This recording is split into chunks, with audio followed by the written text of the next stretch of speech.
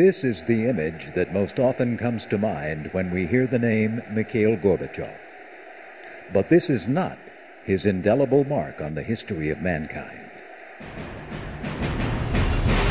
When Mikhail Gorbachev's presidency illuminated the Russian sky, some said his coming was foretold in the Bible, that he was an apocalyptic figure. There could be no doubt. After all, he bore the mark of uniqueness on his forehead. And during his brief but shining time in office, with his relentless call for glasnost and perestroika, openness and restructuring, the chains of oppression fell one after another. Every day brought greater freedom. Hope was in abundant supply. Life took on purpose and meaning. Religious freedom and human rights went from being lofty ideals to realities. People loved one another again. And it seemed that true reconciliation was possible, not only among the peoples of the Soviet Union, but among all the peoples of the world. Nuclear disarmament became a reality, and the wall dividing East and West fell into ruins. Today, with the blessings of His All Holiness Ecumenical Patriarch Bartholomew, we honor with the 2005 Athenagoras Award for Human Rights, Mikhail Gorbachev, world statesman, humanitarian, philanthropist, and Orthodox Christian, who will also be invested as Archon Great Orator of the Ecumenical Throne of Constantinople. Each year, the Archons of the Ecumenical Patriarchate in America bestow this honor upon an individual or an organization dedicated to the cause of human rights and religious freedom for all peoples of the world. The Athenagoras Award, about which we are talking, is an award that deals with this type of issues that promote a better understanding between divided people, a rapprochement, a reconciliation, an establishment of love, a condition when people could look to each other eye to eye and have a direct, frank, immediate communication. Rooted in the earliest days of the Church, the Archons of the Ecumenical Patriarchate bear a holy responsibility. An Archon is a defender of the faith who serves the needs of the Ecumenical Patriarchate, seeks its well-being, and fights against religious persecution and for religious freedom. The Archon therefore shoulders awesome responsibility to defend and promote the spiritual center of worldwide orthodoxy, especially during these days as it faces threatened extinction by the relentless persecution of the government of Turkey.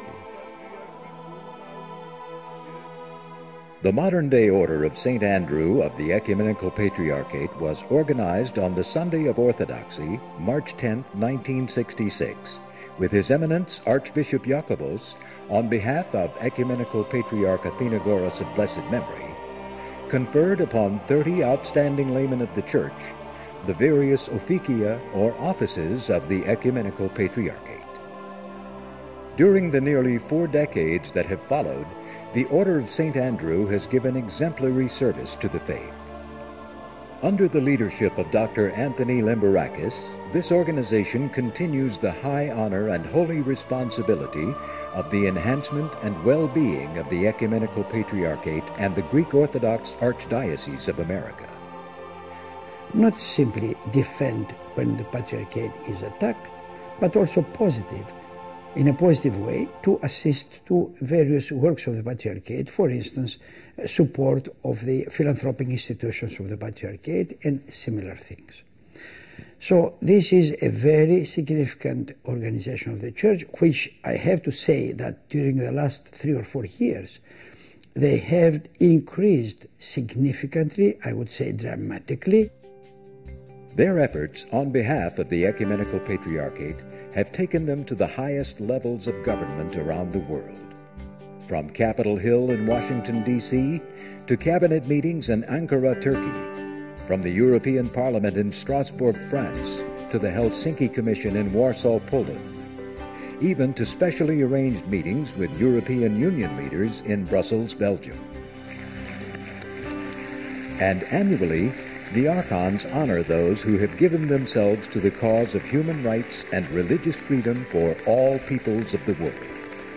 So this is a line of people who have been involved in promoting and serving cases and causes of this kind of rapprochement, of reconciliation, of philanthropic work, of an extensive nature, and especially of bringing together differentiated groups. So here is now, this year, Mikhail Gorbachev. A Nobel Peace Laureate, he unilaterally brought democracy, freedom of religion, and renewed human rights to the 300 million citizens of the USSR. Time and again, President Gorbachev chose peace over confrontation, despite the fact that he commanded the largest army in the world and a vast armamentarium of nuclear weapons. The Russian Orthodox Church, which witnessed its edifices destroyed, its monasteries desecrated, and its clergy arrested during the Soviet era, now, because of the leadership of Mikhail Gorbachev, is rebuilding its churches and monasteries, training its clergy in functioning seminaries, and pursuing charitable and philanthropic activities that were once banned by the government.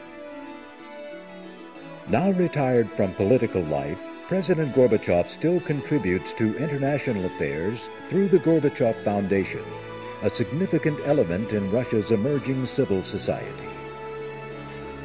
Foundation scholars provide in-depth analysis of the evolving social, economic, and political situation in Russia and the world.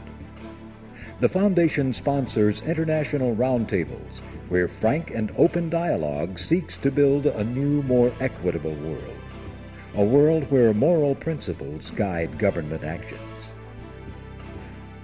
Through its philanthropic arm, the Gorbachev Foundation has channeled more than $10 million to various humanitarian programs in Russia, combating drug-resistant and HIV-related tuberculosis, improving the treatment of childhood cancer and leukemia, and enabling children of HIV-positive women to live better lives. The Foundation's Raisa Maximovna Club, honoring President Gorbachev's late wife, seeks to empower Russian women to play an active role in the country's transition to democracy and civil society. The club works with non-government organizations, reaching across borders to care for abandoned children, to help Russian teen orphans with vocational training, and to improve the quality of Russia's schools. Therefore, the gesture or the action or the decision by the archons of the Ecumenical Patriarchate to recognize him and give him the award, the Athenagoras Award, is a very, very significant action. I have to praise the archons, our archons of the Ecumenical Patriarchate of the Order of St. Andrew, for thinking and executing such a decision of recognition to a person who, after all, beyond and in addition to anything else, is an Orthodox Christian. The Athenagoras Award for Human Rights brings international recognition for the Order of St. Andrew and to the Patriarch for whom it is named, Athenagoras I, one of Orthodoxy's foremost ambassadors of the 20th century. There is no higher honor than to be an archon of the great Church of Christ, and no higher recognition than the Patriarch Athenagoras Award. This year, recognizing the life and work of Mikhail Gorbachev, Archon Great Orator of the Great Church of Christ. The extraordinary leadership of President Gorbachev is a turning point in the course of modern civilization and a watershed event in the history of mankind. We proclaim President Mikhail Gorbachev, Axios, Axios, Axios.